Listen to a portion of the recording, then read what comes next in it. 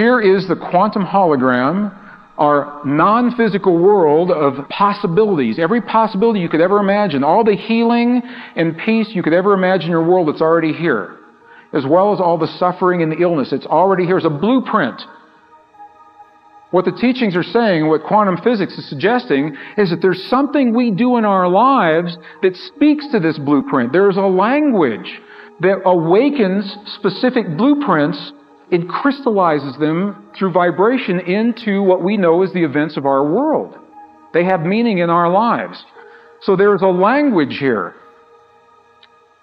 Our non-physical, unseen world of possibility and our physical world of experience. What is the link? We're now beginning to understand through science. The ancients told us in their way, the link is human emotion. Emotion is the link. Emotion awakens the blueprint and produces the effect that we see in our world. We must feel the feelings in our bodies of what we choose to experience in our world.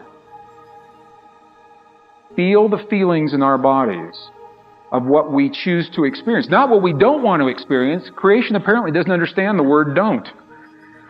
So if you say, don't think of a pink elephant creation, what have you got? I mean, you're immediately thinking of a pink elephant. It's all done in the affirmative, in the positive. What we feel, what we become in the unseen realms. Remember, this is the realm where the four forces of nature merge into one potent power. This is the realm where emotion speaks to that power. So through the power of human emotion, coherent heart-based emotions, we are speaking the language to these forces here, and we're seeing the effects in the world around us. The language of their time, ancient traditions left this very empowering message to the people of their future. And now we're trying to understand the language of our time. We began with this great mystery. The mystery looks like this. Something we do in our lives triggers a process in our bodies that interacts with the forces of creation and affects our physical world. When it does, we call it miracles. That language says heart-based feeling and emotion changes the chemistry of our bodies. Scientists know this. Producing quantum effects that affect our physical world. And it's done through the quantum hologram. It's the same thing. So heart-based feeling and emotion changes the chemistry of our bodies, producing effects that extend beyond our bodies. The effects are not limited to our physical bodies. And it's done through the quantum hologram. They left us very precise instructions in terms of how we do this. These are right out of the Dead Sea Scroll from the Essenes. They say that we live in this world in three ways. Three are the dwellings of the sons and daughters of man. Thought, feeling, and body. So we interpret, we live in our world through thought, through feeling, and body. And it's with thought, feeling, and body. When these three become one, you will say to the mountain, move, and the mountain will move. Does that have a new meaning now? That is so clear.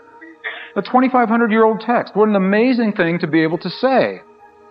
So from this perspective, thought, feeling, and emotion associated with the energy centers of our bodies. The emotion is the power source that must be given direction. Thought gives it direction and creates what's called a feeling. Feeling is associated then with the one energy center remaining in our body that has not been accounted for, the human heart. The human heart. And I think it's so interesting. In the Western world today, the number one cause of death in adults in the Western world today is heart disease. And this also may help to explain perhaps why that is.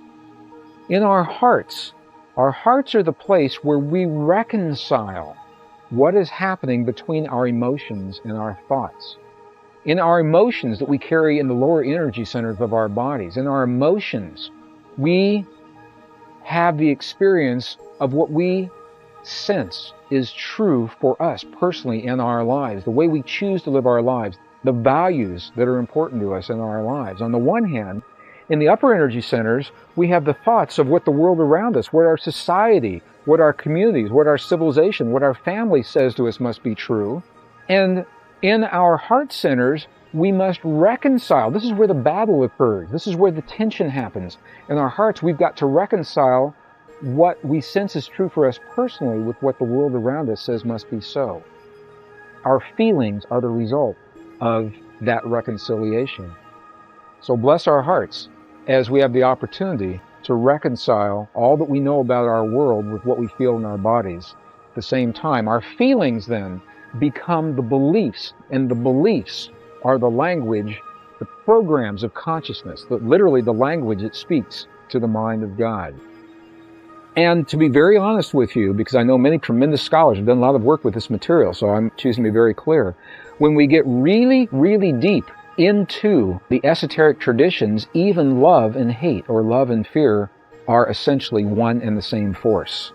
They're one and the same. For the purposes of what we're doing here, I'm going to suggest, through the traditions of the ancients, and I'm going to be specific here, the ancient Essenes and many indigenous traditions, emotion, the two primary emotions that we're capable of, love or hate. Without something to give our love or hate direction, this is where our lives can become very chaotic and very scattered. And this is where the experience of human thought becomes very important.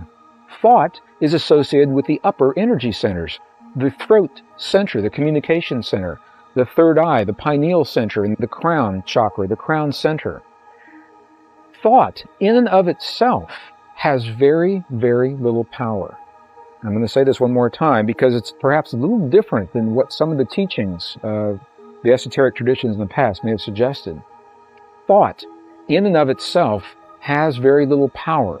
It is a directional system. When we think about something, our thought is simply an image, perhaps associated with imagination, and it is only when we fuel our thought with the power of human thought, in and of itself, has very little power. It is a directional system. When we think about something, our thought is simply an image, perhaps associated with imagination, and it is only when we fuel our thought with the power of human emotion, when we pump the emotion of love for what we're thinking or hate for what we're thinking into that thought, that we empower that thought. And when we do so, by definition, we create what is called a feeling. So by definition now, feeling is the union of thought and emotion.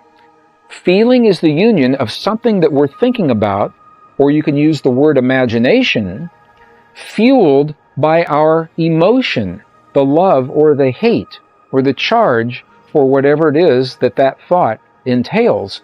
And by definition, when we marry the two together, we create what we call now a human feeling. So if you're having a feeling, what it says to you is, although you may or may not be aware of it, that you're thinking about something and you're having an emotion about that thought. If you don't like the word thought and emotion, you can think of thought as imagination and as emotion as charge. If you feel anger when you watch the 6 o'clock news, when you see the very graphic wartime footage, and you wonder why you're feeling so angry, I'll invite you to consider this little formula and work with this as you watch the same kinds of footage later on based on what we are discussing right now. If you think the thoughts of war and you're feeling anger in your heart, there's a good chance that your emotion is something akin to hate or possibly fear of what that war brings about. However, if you think the thoughts of war, and even in the presence of war, you can have loving feelings about life in general. Not love for the war, simply loving feelings about life in general. You will create very, very different kinds of feelings. Mother Teresa, before her death, was a living master demonstrating precisely this concept. There are stories that Mother Teresa, she would walk down the streets of Calcutta, and amidst the bodies and the filth and the stench and the decay on the streets and the sidewalks and the alleys, she would find cow dung in the gutter, and in the cow dung find a lily or a daisy growing from that cow dung, and in that lily or that daisy she would find beauty in the streets of Calcutta.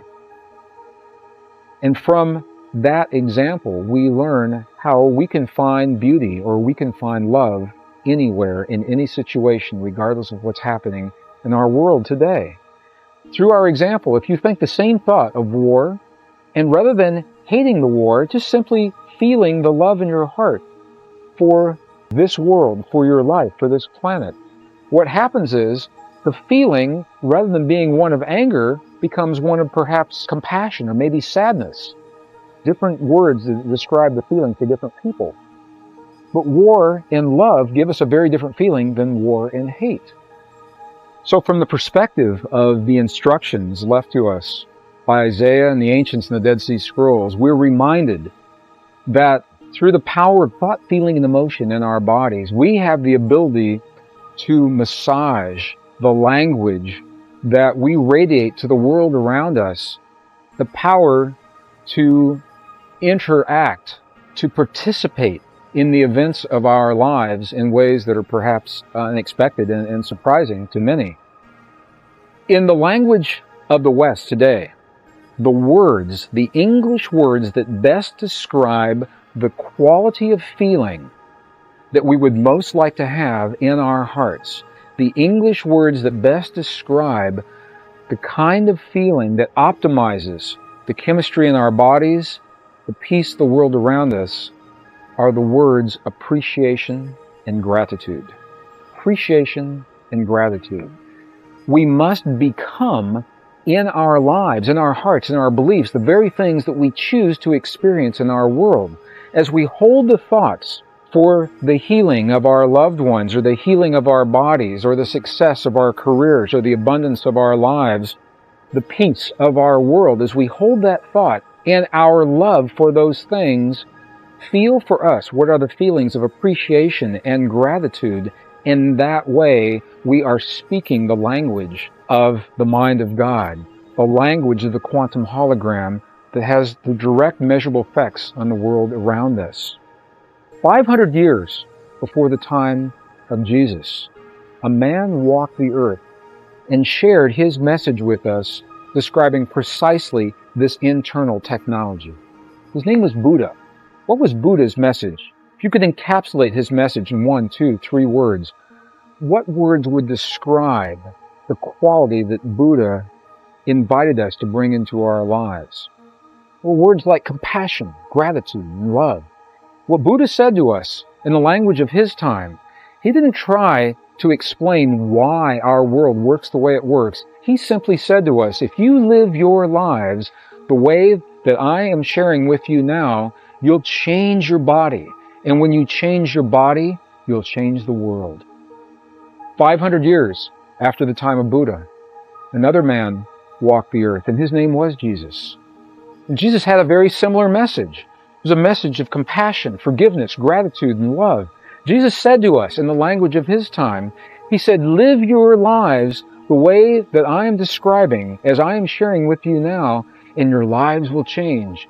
And he said, when your lives change, the world will change. And Jesus took it one step further. He said, here, I'll show you. He said, and I'm paraphrasing, he said, world, give me the worst that you can give me, and I will show you that even your worst I will transcend by the choice I make in my life. And I believe that is the value, that's the power of the message that was left to us through men, great teachers such as Buddha, such as Jesus.